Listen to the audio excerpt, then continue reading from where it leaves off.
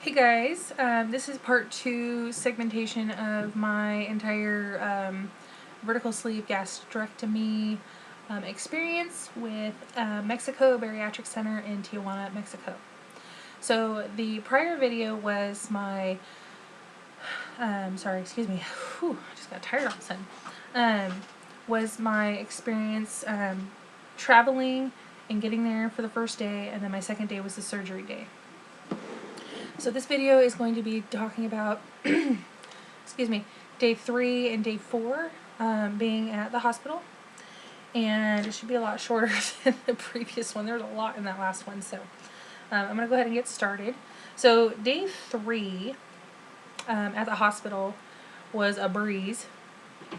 I actually started getting kind of antsy toward the end of the day. Like I said, through dry heaving and doing those 2 walks, I pretty much expelled all the excess gas that was in my abdomen. And so I was rocking and rolling. And like I said in the last video too, I had gotten myself into a good routine. I'd sleep for 2 or 3 hours, wake up, have a little bit of ice chips or water, and then start walking. Walk. I'd pay visits to whomever I made friends with and try to see if any new people came and would, say, hey, welcome, make sure you're walking, you're doing great, offer words of wisdom or, just encouragement. And then we'd go back to my room, make sure to use the restroom, and then go back to sleep for 2 or 3 hours. So that's kind of the main routine. So day 3, I woke up and I was told that I would be getting the leak test done. So they came in, I want to say like 8 in the morning or so, with a wheelchair, took me downstairs to the first floor, and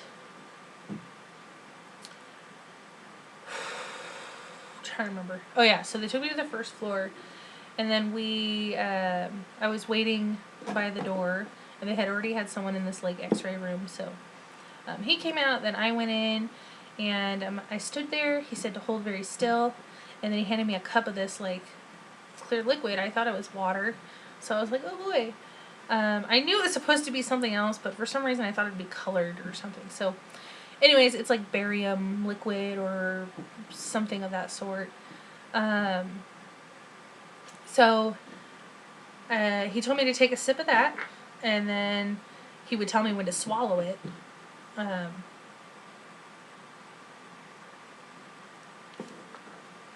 And so I'd take a sip of it, then he'd say, okay, swallow, so then you swallow, and then he says, take another sip, swallow.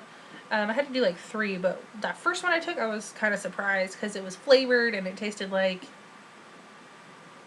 Powerade, I guess. So I did that, and then he's like, okay, you're done. And I was like, alright, cool. So I go back outside, wheelchair's there, and then I get wheeled back upstairs.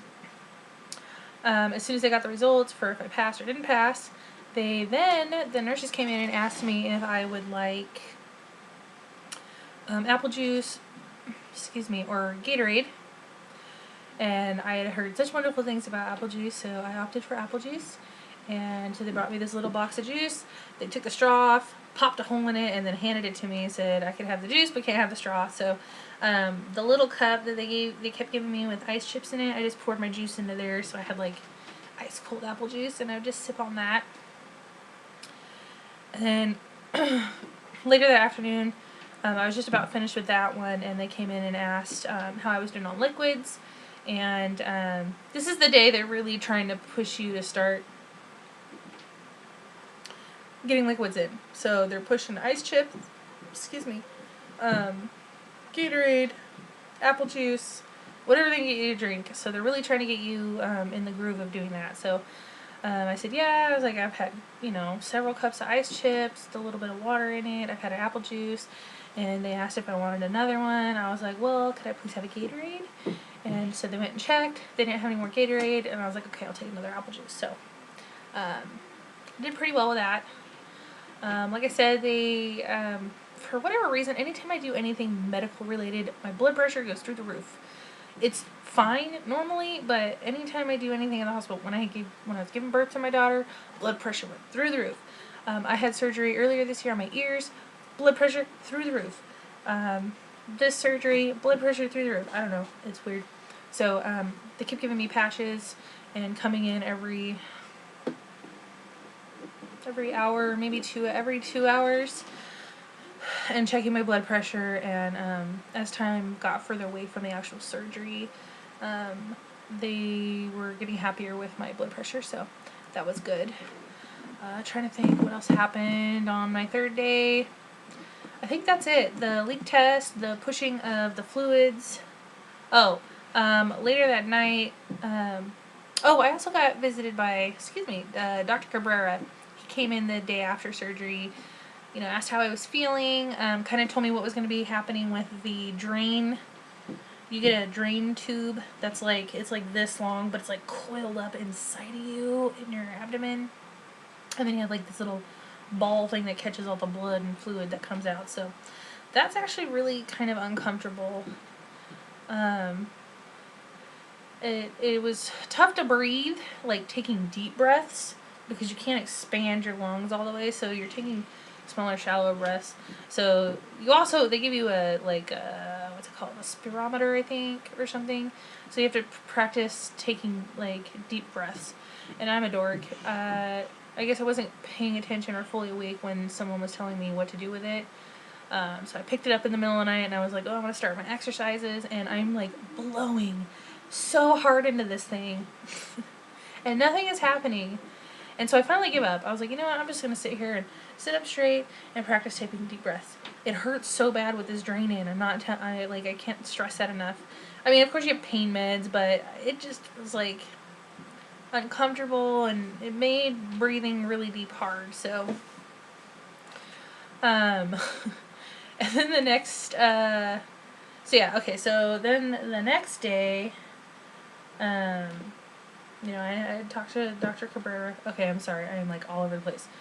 The spirometer thing, the breathing exercise, he had asked me how I was doing with that, and I was like, I can't get it to work, and it's not really. I said, okay, well, just, make sure you're breathing, and I'll see about, having someone come in and, help you with that. And he asked how my pain was. He said the surgery went really well. He had no problems. My liver was shrunk down really good. No complications. And said if I had any questions, there was going to be another, like a doctor on the floor that I could ask her anything. And I will be given all kinds of post-operative information. So yeah, it was really good to see him again after surgery. And then that night, we had a powwow with all the people that had surgery that day that I did. So it was me, Tinkerbell, and another fellow. His name is Doug. He was a big, he's like 6'9" or something. He was really tall. Burly dude. So yeah, it's just us three, and then, they brought their SOs. And so we met in the lobby of the 3rd floor with the doctor. I can't remember her last name, but I remember her first name is Betsy. And she was a total sweetheart. She was awesome. I really liked her. And she was explaining to us all the complete aftercare stuff, what we need to do, from our wounds and cleaning them and gauzing, covering them with the gauze and the tape, the significance and importance of taking vitamins, supplements, protein, the way we eat. I mean, she was very thorough. And during all this, I'm kind of like, this was a good hour and a half, little kind of powwow here. And we were allowed to ask any questions or anything like that. During all this, I have the gnarliest headache, and I'm like, ugh, and I felt so awful because I kept closing my eyes and looking the other way, and I'm just rubbing my face. I felt like I was I was feeling like I was making her feel like she was boring me or something, and I felt awful. but I could not shake this. My vision was getting blurry, my mouth was really dry, and I was just like, oh my god, this is horrible, I hate this, I want to go lay down. But I got through it, and then she was telling us, you know, what to do, like, when we go home. I mean, she was just very informative, and she's like, you know, also don't worry, you're also getting a folder tomorrow that'll explain all of this to you. I just want to make sure I'm verbally letting you guys know, and this is your opportunity to ask any questions. And, you know, of course I asked a few questions, so we got done with that. I went back to my room, used the restroom, and then I'm, like, sitting on my bed, and I try to lay down, and I'm like, this headache is just awful. So I get up, I start walking. Now, mind you, this is the evening time. The day before we're going to be discharged from the hospital. And I can't shake this headache, so I'm walking around. And then I see the doctor there talking with the nurses. They're kind of hanging out, doing their thing. And I'm just like, you know what? I'm like, I have the worst headache. It's just the worst. And she looks at my IV bag, and it's empty. And she's like, you know, open your mouth, spit out your tongue. So, of course, I'm like, and she goes, you're dehydrated. And I was like, well, that explains everything. So, apparently, my bag had run out, like, slightly before, or, like, right when the meeting started. So, right when the meeting started, I was already on a walk with Tinkerbell. We were hitting all the floors, and the doctor was, like, chasing us down, trying to get us to go to this little meeting. So, we get there.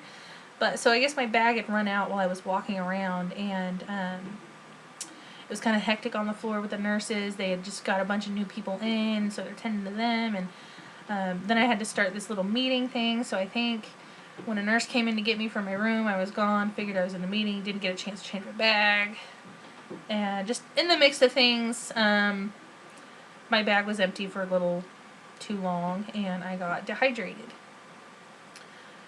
It was an awful, awful, awful feeling. I don't ever want to do that again. The headache was so debilitating, and I mean, I'm on pain meds, and the pain meds didn't even, like, do anything for it. So, yeah, dehydration sucks, and don't ever want to do that again. So, they hooked me right up to another bag, and they had it going, like, speedy fast. And then the one nurse was like, all right, well, go ahead and lay down, eat your ice chips, you know, holler at me when your bag gets, you know, like this low. So, I think I passed out for like half hour, 45 minutes, woke up, and saw that my bag was getting low, so I ran out there. Well, not ran, I walked out there with my pole. By the way, you're going to have a pole as your best friend. Like, you can't do anything without this pole because it's got your, you know, your IV bag. So, you should name it. I didn't name mine, but it was a good pole. So I walked out there with my little pole, and I told her my bag was empty, and she's like, oh my goodness, already? And I was like, yeah. So they really watched like a hawk, and as that one started to empty, they got another one in. So yeah, that was the end of the dehydration ordeal. That night, I could not sleep for the life of me. I would fall asleep for 15 minutes, and then I would, like, jerk awake. And I'm like, I'm tired, I don't want to walk, I just want to go to sleep. And then I would, like, try to go to sleep again. And, I'm sorry, we gotta rewind here a little bit.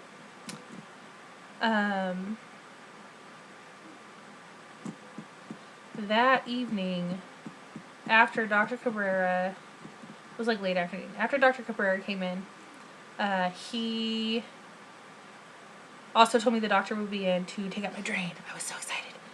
So we're just going to call her Betsy. Betsy came in to take the drain out, and that was her untaping everything. She said, take a deep breath, now exhale, and then take another deep breath. And as you're taking this deep breath, she, like, just pulls it out. It comes coiling out.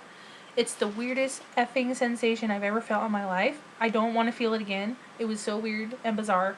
But oh my god, I could finally breathe. Oh my gosh, I could finally breathe. So, that was that. Sorry, I missed that whole thing. Fast forward, nighttime. Couldn't sleep, every 15 minutes waking up. At this point, since my drain was out, I was able to actually attempt to lay on the other side, because I normally sleep on my left side. That's where I usually like sleep very well, like a baby is on my left side. So couldn't sleep on my left side the whole time at the hospital. So I was getting really tired of laying on my right side and on my back. So that night I attempted and attempted and attempted, and I just couldn't do it, and I just didn't sleep at all that night. I got up to go walking, I think around like midnight. Everyone's passed out asleep. All the nurses were kind of in other rooms doing stuff, so nobody was out there. And I went walking, and then I went back to my room, and the next thing you know, all the lights are out there. So I was like, okay. So I turned the TV on. I just turned it on real low, and I never ended up going to sleep until I think I ended up getting up at like 6 a.m. I took a shower. They ask you to take a shower every morning if you don't already do that, and then you have to change your. They come in and they change your bandages. So I took a shower, and then I passed back out. I think this was like 6 in the morning, so I passed back out by 6:45, 7. And then that morning, someone comes in at like 7:30, and so I got to sleep, I think, for a good hour and a half. I actually like slept. So that was good. Then somebody came in, woke me up, and said, hey, you guys are going to be getting ready to be discharged, so make sure all your stuff's packed, ready to go. So I was like, alright. So I get up, do all that, and waiting for my IV to be taken out, but because I got dehydrated, they really wanted to wait until the absolute last second to take mine out, which is understandable. They gave me a pill for my blood pressure before I left, because they had stopped giving me the patches the night before. So they gave me a pill, checked my blood pressure, and Art came up, took all of our stuff, like Doug, Tinkerbell's, and my all of our luggage and stuff downstairs, and then we met in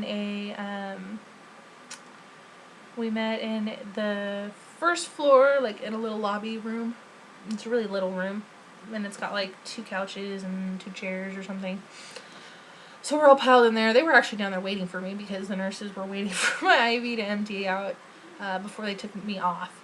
So I finally got down there, and then we met with Carla and Luis again. We got bags, and in these bags were our folders with the x-ray video of our leak test. It had all of our going home instructions, all of our lab work, the entirety of our stay, as far as, medical stuff. So pretty much you just give this folder to your doctor when you get home, when you do your follow-up in like 10 days, I think they said. And you also had your medications in there. So there was 2 boxes of the pain meds. There's 4 pills each in each box. You put them on your tongue and they dissolve. At first second, they taste like an orange peel or a tangerine peel, but then the rest of the way, it tastes like pill, and it's awful. So mine usually doesn't dissolve all the way before I end up, swallowing it. And then there's a bottle in there of like Maalox stuff. This is all like in Spanish, but this is all like the same as up here. So you have like a bottle of Maalox antacid stuff, and then you have a bottle of your antibiotics. They kind of run through the instructions with those. They tell you that when you leave the hotel, when you leave the hospital, you will be taken downtown to a pharmacy if you would like to go buy your Prilosec. And and then there was a bottle of water and a Gatorade, and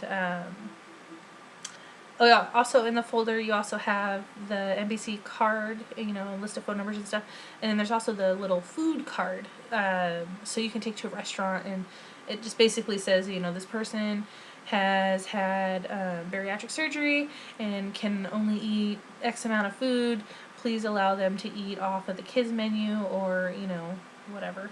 So that was that, and then so Art took us all back, yeah,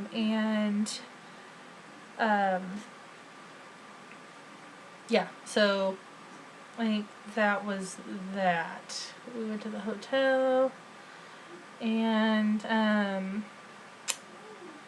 Then we dropped all of our stuff off, and then he took us downtown.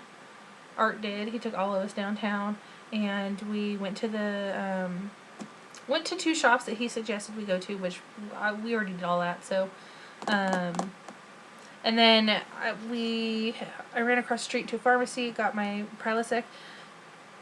It's kind of crazy. The price tag on it says $200, but pesos. American money, it was only $11.10. So that was pretty cool. And that's like enough for 3 months, you know, one a day. There's 120 in there. So, that was a really good deal. And then after that, we all got back in the car, went back to the hotel. He had to pick somebody up and take them back to the hospital, to get her blood work checked again. And we all stayed in the car for that, and then he took her back to the hotel, and then, we took a cab to the beach. We ended up getting to go to the beach, and it was so cool. Like, I really wanted to go to the beach in Mexico, and I really kind of didn't think we were going to be able to, but we did, and it was only like a 10-minute drive. It was so beautiful. I got to see the border. The border stopped like right in the middle of the ocean, like 30, 50, 40 feet out into the ocean. It just, the border ended. So that was kind of interesting. The beach was warm. Really smelled fishy. I didn't get to touch the water because I couldn't really bend over very well. So, yeah, so after the beach, we all headed back, and hotel. Then we all met for broth for dinner, and then, I got ready for bed, fell asleep early. Oh no, after the beach, we came back and before the beach, excuse me, Art took us to this shop that had the best it was like brisket broth. So good. I can't even tell you, like, I've never even liked soup or broth or anything like that. I mean, like, it's okay, but I've never been one to be like, oh, that's so good. No, this was good shit. So if you are with Art, tell him to take you to get that broth, because, oh my gosh, so good. Yeah, so then the beach and all that stuff. So, I got to get a cup of broth to go. I was really excited for that. So I tried to eat some of that later in the night. And what I did is, you have like a little coffee pot in your room, so I just put some water in there, got that hot, and then added it to the broth, because it was already kind of salty.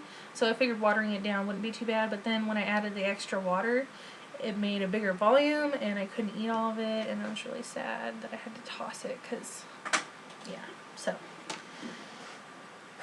Yeah, went to bed that night, slept like a baby. I woke up, and I was on my stomach. I had slept on my stomach that night. Wow. Okay, so that was day 3 and 4. This video was a little bit longer. I forgot how much I did on the day we left the hospital. So, again, if I missed anything, don't hesitate to ask questions. If I didn't elaborate a little bit more on something that you would like me to, let me know, and I will. I will say the Wi-Fi at the hospital was kind of wonky. I'm a nerd and didn't look at the back of the door in my room. So, like, my first day there, I had, like, no Wi-Fi because I was running on Wi-Fi from a different floor in the hospital, and I wasn't getting reception. Plus, I was in a corner room, so it didn't really work out. But, yeah, halfway through the 3rd day, I finally realized, oh my gosh, I've been on the wrong Wi-Fi. But then the Wi-Fi completely went down, so not a lot of Wi-Fi going on there. But yeah, so I'm going to cut this off here, and thank you for tuning in. I hope it wasn't like a bore fest or anything. Just, again, trying to share my experience to the best of my ability, getting all the details out there. So I'm going to go ahead and get started on the next video, and hopefully it's the last one as far as my entire experience start to end. Thanks again, guys. Take care.